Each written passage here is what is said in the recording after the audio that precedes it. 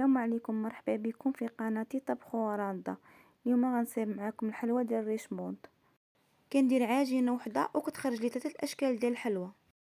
كتجي الحلوى ديال الريشموند رائعه ورطبه وزوينه. الا عجبكم الفيديو تابعوني حتى لاخر الفيديو. عندي هنايا 2 كيسان ديال زيت المائده، كاس عامر وكاس ما عامرش بقياس كاس العنبه، 2 كيسان ديال السنيده بقياس كاس العنبه، وجوج دانون باني. عندي هنايا باكية الزبدة ديال الايديال، وجوج خمارات وجوج باني. كندير الزبدة في القصرية وكنخوي عليها السنيدة.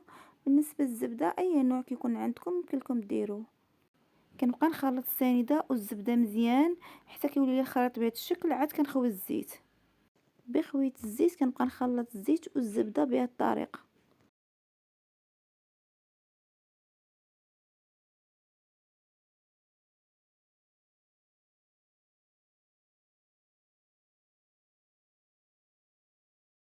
بيخلط الخليط مزيان عاد كنخوي دانون.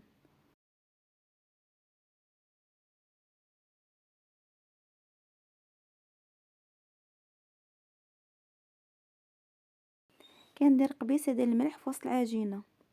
كندير كيلو ديال الدقيق الابيض من النوع الجيد. كنبقى نخوي الدقيق في العجينه بتدريج حتى كنجمع العجينه.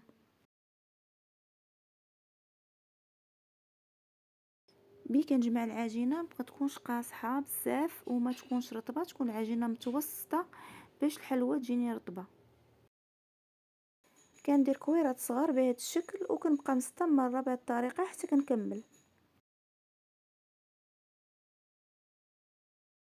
بغيت كملت الكويرات ودرتهم في اللاطه. كنشعل الفران وكنخليه يسخن مزيان. عاد كندخل اللاطه وكنقص عليه من النار تكون مهيله. كملت الكويرات ودرتهم في اللاطه. كنبدا نضغط في وسط الحلوى بهذه الطريقه هذه حتى كنكملهم.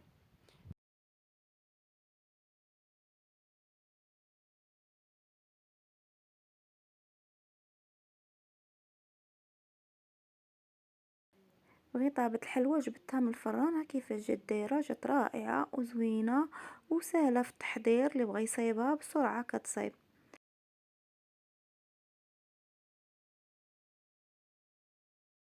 عندي هنايا الكوفيتير جاري وفيه الطبسيل كوك.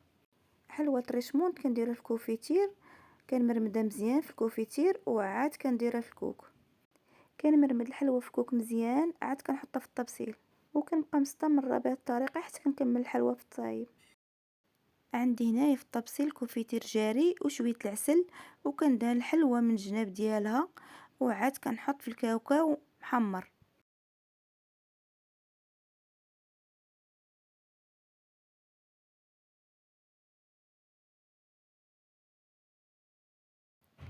كملت الحلوى في التزيين.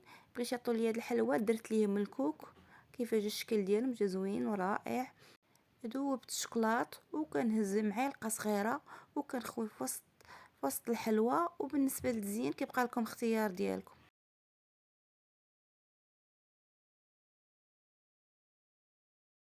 بالنسبه للمقادير غنحطهم معكم في صندوق الوصف. ويكمل تزيين في الحلوى. كيفاش جا الشكل ديالها، جات رائعه وزوينه ورطبه.